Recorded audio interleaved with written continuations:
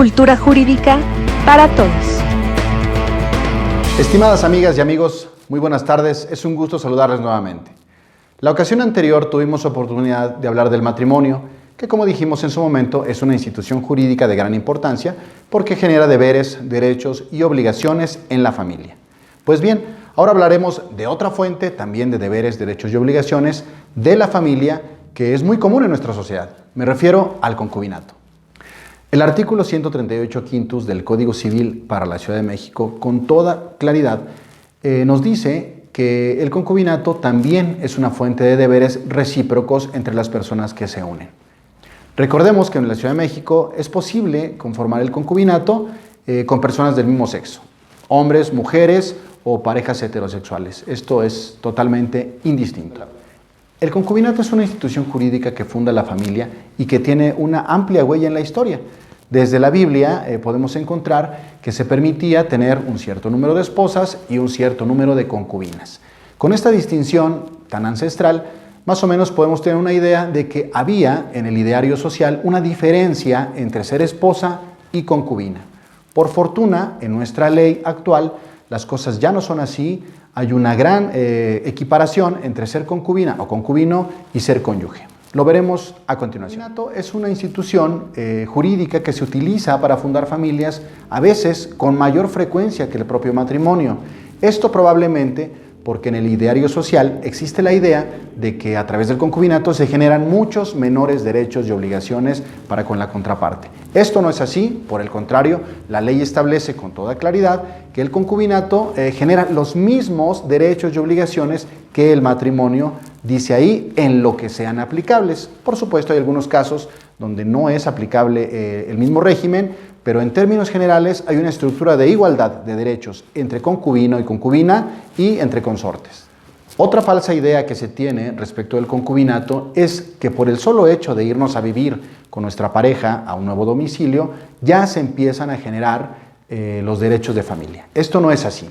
La ley con toda claridad también nos establece que el concubinato comenzará a surtir sus efectos después de que se cumplan ciertos requisitos. El primero de ellos es que se trate de una unión de convivencia con el ánimo de formar familia, es decir, que sea una unión con tendencia hacia la permanencia. También hay otro requisito que excluye al anterior, que es el hecho de que hayan tenido un hijo en común. Es decir, si yo vivo con una persona durante un espacio de tiempo menor a 2 años, pero en ese ínter sobreviene un hijo, también ahí, en ese caso, nacen los derechos y obligaciones por concubinato. Otro requisito muy importante, además de vivir en común durante 2 años o en ese lapso de tiempo tener un hijo, es el hecho de que los concubinos no tengan impedimentos para contraer matrimonio.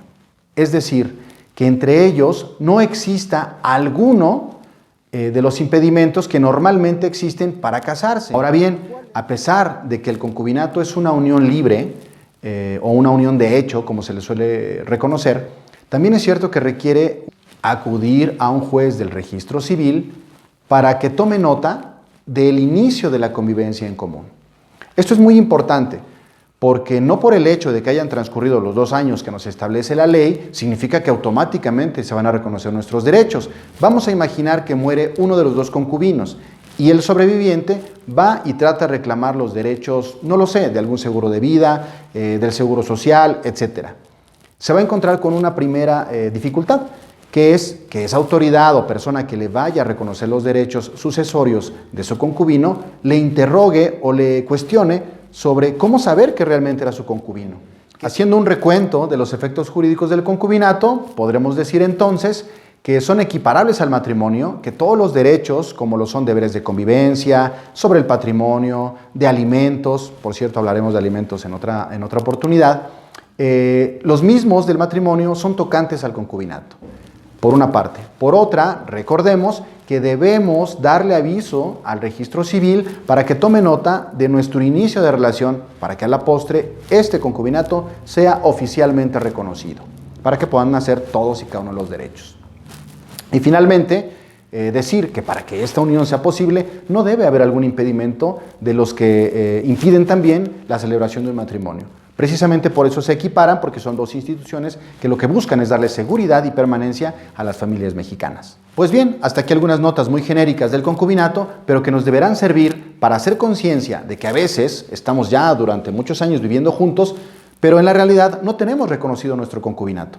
Así que hay que ir al registro civil, hay que registrar nuestra convivencia, rendir los testimonios necesarios para que estemos de alguna manera, si bien no casados, sí con la seguridad de que los derechos del matrimonio nacerán en nuestro favor. Hasta la próxima.